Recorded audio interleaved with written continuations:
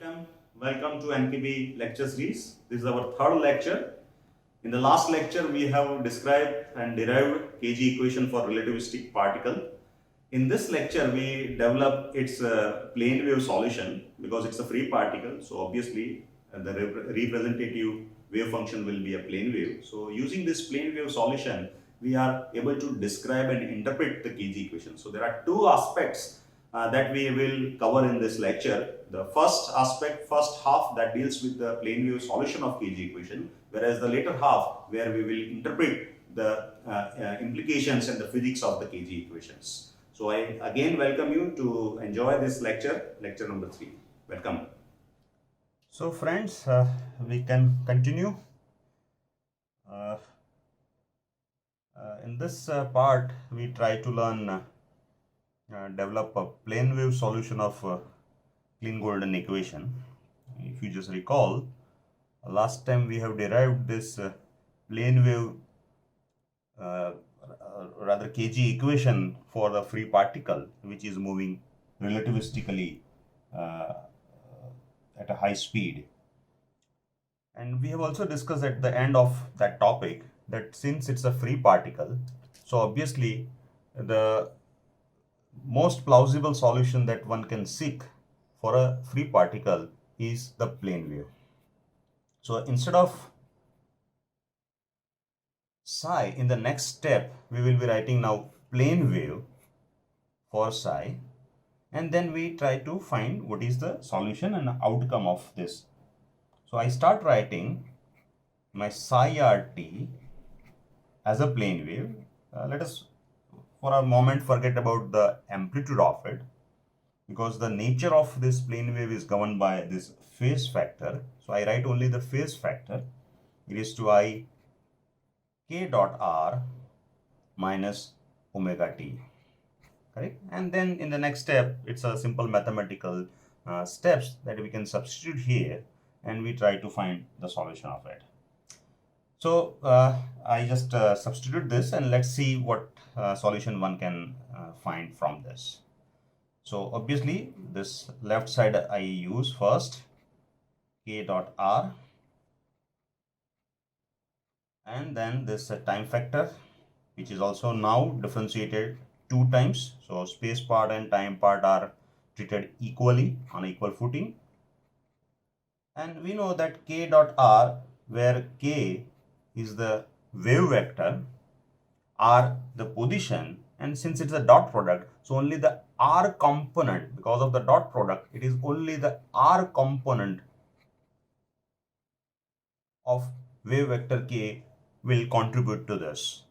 So even while doing this differentiation, it is only the radial part, this r part only, because of this dot product, will be considered, whereas right hand side will be as it is, because there is no as such any differential operator involved in it, and then this e raised to I, this term. So it's only simple mathematics of doing differentiation 2 times, and everywhere you can see here it is e raised to term, exponential term is there, so it will be recovered back. And Nebula square, so it is a 2 times differentiation of this arc part. So what we get is this ik, which appears 2 times, and then this exponential term will be received back as it is. Here also we have the second differentiation with respect to time, but time part is coming with this omega t along with this I. So basically it is minus I omega, but 2 times, and then again exponential term will be recovered. On right side it will be carry forward as it is. So obviously this is the simple mathematics that one can see, and obviously from each term now you can just cancel out, or you can constant this factor you can take out, and this exponential term is gone. What you are left with after some simple manipulation, minus I square is I square, again it is minus, and then if I do some rearranging of the term, then what we get is h cut square omega square is equals to, and then I take this c square and h square as a LCM, then what we have, c square h cut square, this k square, and of course this term m0 square c raised to 4, because I have taken c square and h cut square LCM, so c raised to 4 will come. Obviously, this is my equation, and don't forget, in the quantum mechanics, we can write E is equal to h cut omega. H cut is the Planck's constant divided by 2 pi omega 2 pi f angular frequency. So this is nothing but your energy square. And therefore, if you find what is the energy of a free particle moving relativistically under the kg equation, that we have square root of this term, and we know now that square root of term will give you the plus or minus sign. So basically, this is the energy that we can predict from the kg equation for a particle who is moving freely, but at a relativistically high speed. Interesting outcome of this mathematics is allowing us to compute energy with plus or minus sign. So we can have either energy plus or minus. Both are allowed. As far as the common understanding, as far as the non-relativistic case is concerned, we know that for a free particle, the total energy is the kinetic energy. So for total energy as a kinetic energy, positive solution is acceptable in the case of non-relativistic case. Even if you just recall the kinetic energy expression, the kinetic energy E is equal to p square by 2m, where mass cannot be negative, p square is coming, so momentum square, which is also a square term, no negative, and therefore the kinetic energy can only be positive. Whereas here, in the case of relativistic case, what is happening, that negative kinetic energy is also appearing. So my question is that what is the interpretation of this? Or is it only that because of mathematics we get positive and negative sign, and for a physically justifiable answer we may neglect this negative sign and accept only positive sign? So this is the problem, or at a first glance appearing as a difficulty to understand. So we need to interpret this solution, that what a plane wave solution of kg equation is actually telling us. And therefore, let us go to the next aspect of this topic. Solution is ready, but this is posing some difficulties in explanation, that how one can explain the negative energy of a free particle.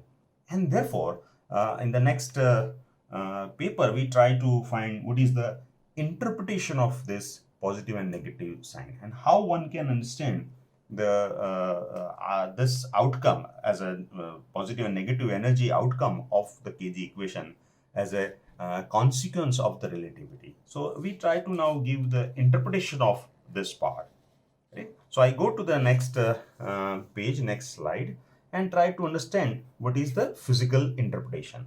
So physical interpretation that we try to write.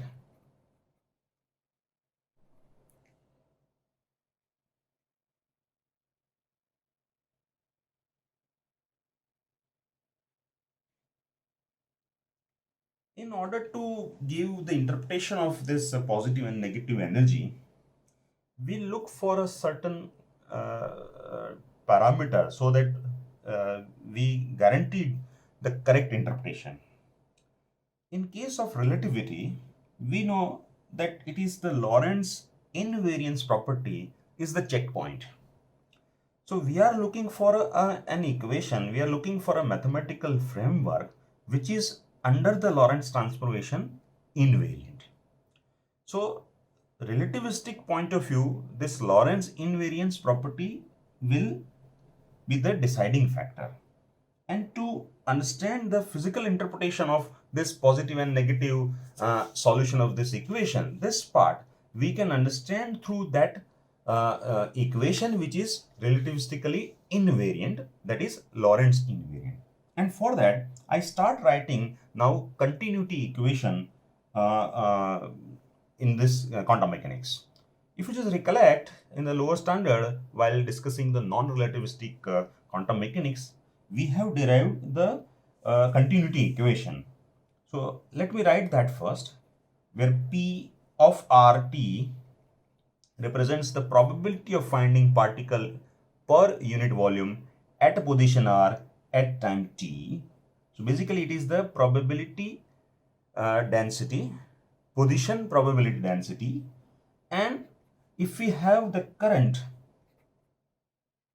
say denoted by J, then this current density indicates the probability density current.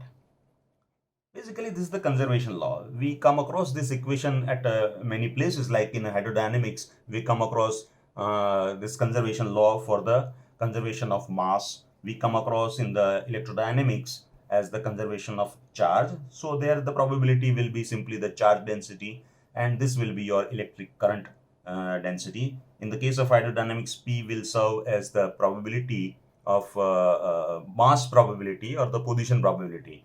So, and this is the flow of current. So, in a laminar flow or in a streamline flow, this conservation law can be written. So, continuity equation is basically reflecting the mathematical form of conservation law. Here it is the law of conservation of probability. In quantum mechanics, the probability remains conserved, correct? Where P in a non-relativistic case, P can be written as the mode psi square. Again, you remember that mode psi square, that is psi star psi, complex conjugate multiplied by psi, that is the probability density. This form is Lorentz invariant. So this equation is in fact remains invariant under the relativistic Lorentz transformation. So this is the safe point, safe equation through which we can interpret what is the outcome of the KG equation. And to understand this, I again start writing my KG equation, correct? So I write that KG equation again. Let's say h cut square del square psi. Now I just avoid writing this RT every time because I know that psi is a function of position and time. So no need to repeat that every time. So this equation I write again. It is nothing but your KG equation, relativistic equation. And then of course that rest mass term m0 c raised to 4 psi. Correct? And if you write its complex conjugate term, then it will be like that: h cut square del square psi star. The psi star is the complex conjugate of a wave function psi. So that equation I write here. So h cut square c square nebula square, but now psi star, correct? And then that term, so it will be m0 square c raised to 4 psi star. And then I do some manipulation with this equation. I multiply this equation by psi star and I multiply this equation by psi. Correct? And once I multiply it, I will now subtract this equation. So I do this subtraction. It's a simple mathematics. You can see that this term will be m0 square c raised to 4 psi star psi, same as this. So this two last terms corresponding to rest mass, they will simply be cancelled out. So here I can write the first term taking h cut square common from both. So it will be minus h cut square. What I am having is a psi star which is multiplied here del square psi by del t square. This will be, since I have taken minus common, so it will be like this. So psi del square psi star del t square. On right side, removing this last term, after that what we have, minus h cut square c square common part, and then we have what we have, psi star, which I write first, and then of course nebula square psi, and from here it will be your minus psi nebula square psi star. correct? And then we can do some simplification also. This h cut square may be cancelled out, but I keep it as it is. And c square I will bring here, and this term, which is a differentiation, but I can write in a slightly different way. So because I can apply now chain rule for the differentiation. So what I will do, it is h cut square, which will be as it is, that c square which comes from other side. So it will be like this, and this part I will write now as a del by del t. You can open up and you can check yourself also. Del psi by del t. When it operates here, it will give you two, it will generate two term, del psi star by del t, keeping this constant, plus psi star constant del square psi by, and this first term will cancel out with a similar term from the other part. So that you can check. It's a very simple mathematics. I leave it to you.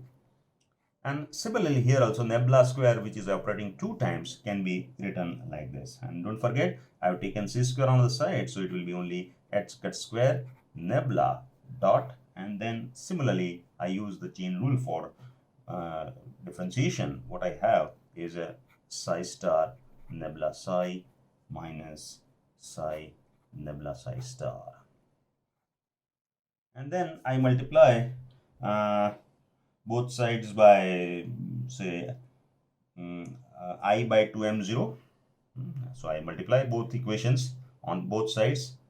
I multiply I by 2m0 on both sides. Here also I by 2m0, and don't forget this minus sign. So this part I have multiplied on both sides. So it basically it cancels out.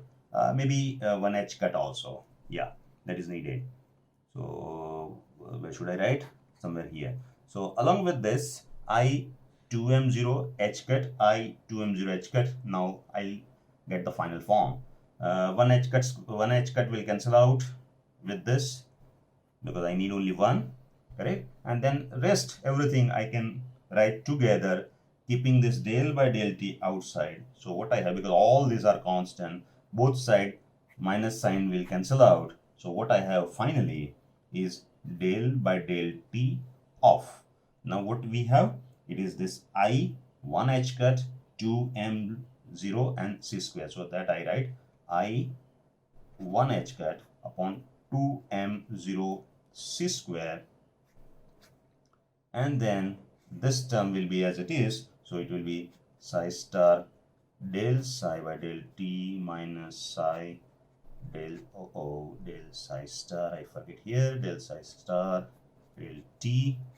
And similarly, keeping this nebula dot, rest everything I can write inside, that is I 1 h cut upon 2m0. So I h cut by 2m0, and then what we have, this term psi star nebula psi minus psi nebula psi star. So it's just the specific form which I'm looking for. So I have just rearranged the term like this.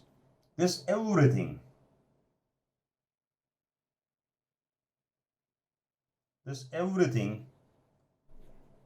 in del by del t I may call as P of R t. And this part, it is the same as what we have obtained in the case of non-relativistic case. So this will be written as minus j of rt.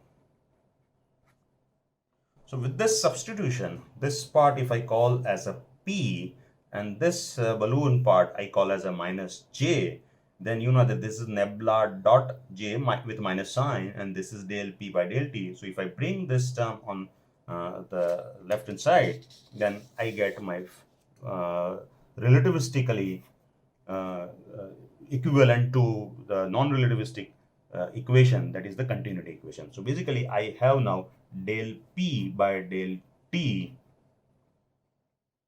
and that term which I am bringing here, so it will be nebula dot j, correct, which is also a function of r and t, that is 0. The only difference is that instead of p, if you just recall, which we have written for non-relativistic case, mod psi square, in our case p appears something like I h cut 2m0 c square psi star del psi by del t minus psi del psi star by del t. So P takes the different form than what we had in the case of non-relativistic case. Otherwise, this is also your continuity equation showing the conservation of probability. But now this has some interesting understanding. If I write my P like this, and then if I consider the two possibilities, if your psi is real,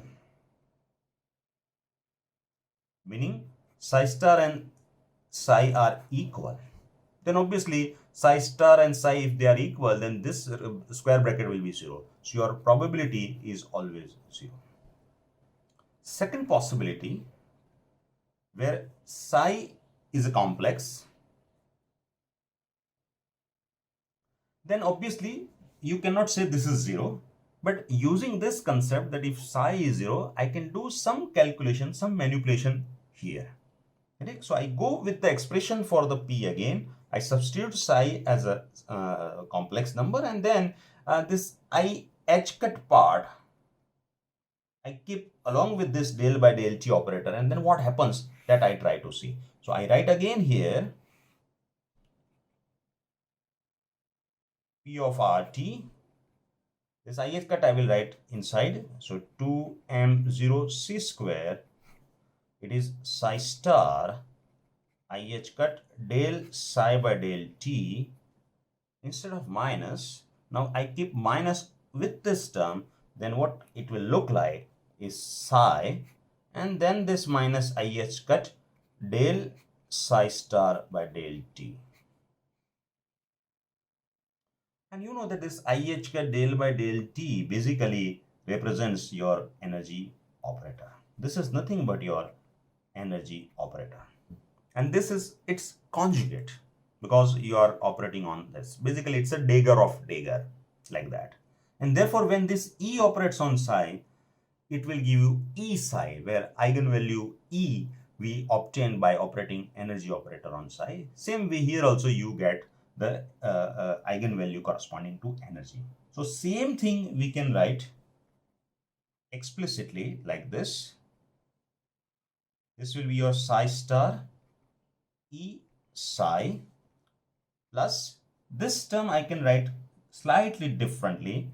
It will be like your energy operator, its adjoint of adjoint operates on psi, and then I write this psi star. It seems little clumsy, but you can realize that. And you know that this is also the E psi only, basically, because it's a self-adjoint. And then you know that this will also give you the E psi. So this part gives you eigenvalue E psi. This part also will give you E psi. So it is 2E term that we get, and this 2, and from this addition we cancel out the 2. So what we'll have, 1 upon m0 c square, and then you are left with psi star psi, psi star psi. So I can write it only as mod psi star. So the probability in the relativistic case will take this shape, right? This is, and of course I forget E. So what I'll have is this term. Now the problem is here, because we have just seen in the beginning that the energy can be positive and negative. So if E is positive, then P will also be positive. If E is positive, and if your energy is negative, then probability will also be negative. Again, this gives a paradox to our understanding, that how can a probability of finding a particle, probability density, be negative? So this position probability cannot be negative. Of course, positive value is allowed. That is going with our understanding that the positive probability is possible. But again, this negative energy gives the negative probability of finding particle is against our understanding. And therefore, this is the paradox of the Kg equation, that how to understand, how to interpret the presence of negative energy, and because of that, how to understand the negative probability. The way out of this dilemma or the problem was proposed by Pauli and Vyskov. What they have suggested, rather than interpreting this as a position probability density,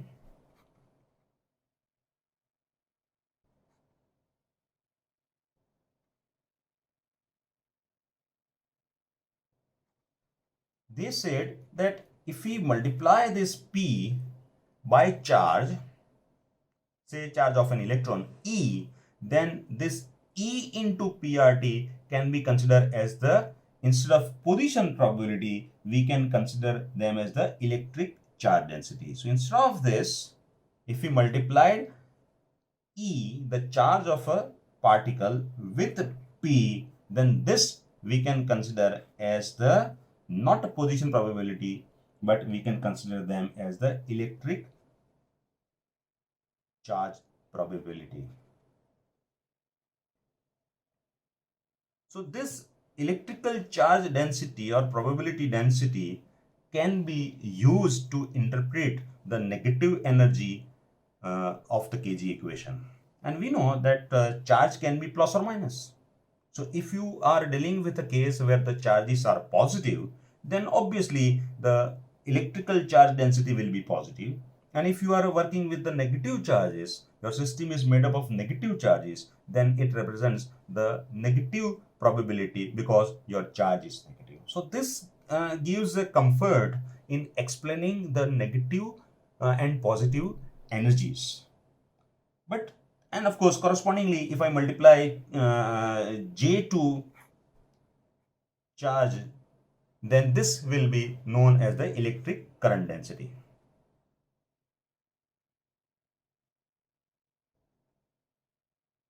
Correct? So this is quite obvious that we can interpret this probability and the current by multiplying charge.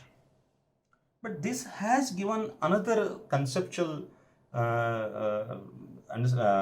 problem, that if you are dealing with a system which has only one type of charge, let's say I'm working with a one particle system, and that particle is a charged particle. Let's say I'm dealing with a electron. So if we have a one particle system, like as I've said, electron, then electron has only one charge, that is negative charge. And if it is only negative charge, then how can your probability, electrical charge probability, can be positive? Or you have a system of particles, all of them are negative. Let's say we are dealing with the electron gas, where the large number of electrons constituting a system. Even in that case also, the type of charge is only one. And therefore, again, we have a problem how to understand the positive electrical charge density. In opposite, if you are dealing with only positive charges, then you have the electrical charge density positive only. But here this Kg equation is allowing both types of probability. It can be plus, it can be minus. And therefore, the Kg equation is useful only when you have a mixed charge. Mixed means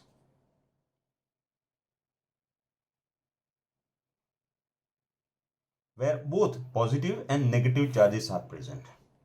So for a one particle system, definitely it will be the failure, because for a one particle system, charge is always of one type. It can be either positive or it can be negative.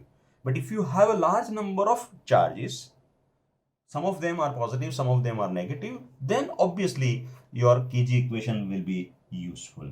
So basically, this Kg equation has some conceptual difficulty in explaining a single charge particle system.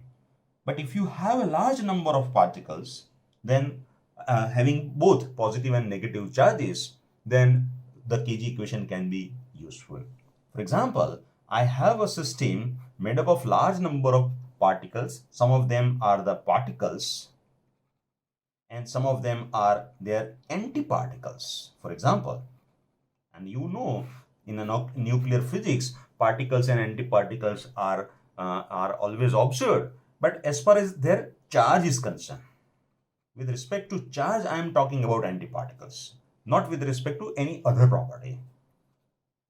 If we have, say, for example, electrons, and if you also have positron, then obviously electrons are negatively charged particles and the positrons are the negatively charged particles. So if we have an assembly of particles which are made up of particles and their charge point of view antiparticles, then such a system can be described by Kg equation.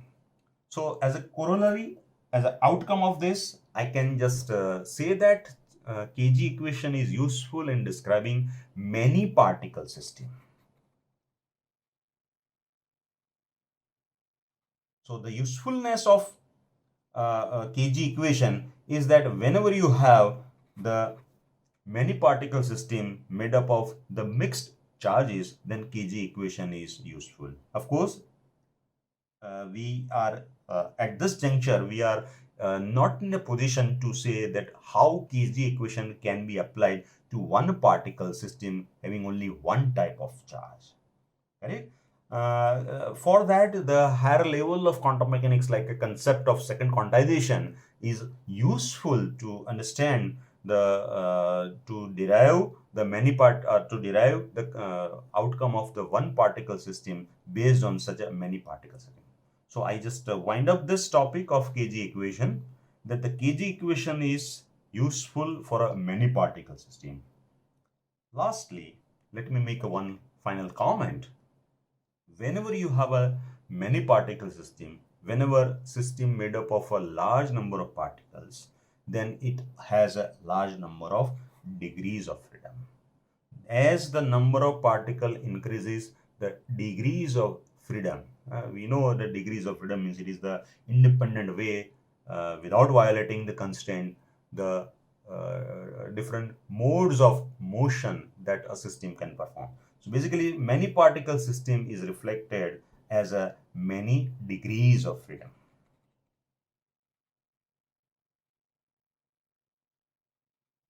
And we have already defined in our lower mechanics that whenever a system has a large number of degrees of freedom, or a physical quantity having the many degrees of freedom, is known as the field. So basically, the Kg equation is useful or is analogous to what we call as the relativistic field theory. Right? So basically, this many particle nature of Kg equation is telling us that it is nothing but your relativistic field theory, which deals with the mixed type of charges. So this is the interpretation, and the paradox has been removed, that how to interpret the negative energy and how that negative energy in connection with the probability can be explained. So this is what we can derive. Kg equation relativistically, which we have derived, in which space and time coordinate we have treated as a second order differentiation. Against that, we can also derive the relativistic equation where the time and space coordinates are written as a first order differential. This was actually done by the Dirac, and therefore in the next slide that we try to derive the Dirac equation, which is the first order in both space and time coordinate. But before that, we will also take one example of Kg equation. That will be our next part. I hope you have enjoyed this lecture. I think we have derived Kg equation, plane wave solutions, and then finally we gave the physical interpretation. And what is the main outcome of this discussion? That the KG equation, relativistic KG equation, favors the many particle system, or we can say it is favoring the relativistic field theory. I hope you have enjoyed this. If you have enjoyed, definitely you should share it, like it, and subscribe it. And again, if you have any doubt, queries, or any comment or feedback you would like to give, to share, and that please do it, because we will like to improve our lecture series. So you can definitely comment the things in our comment section. See you soon in the next lecture. Thank you.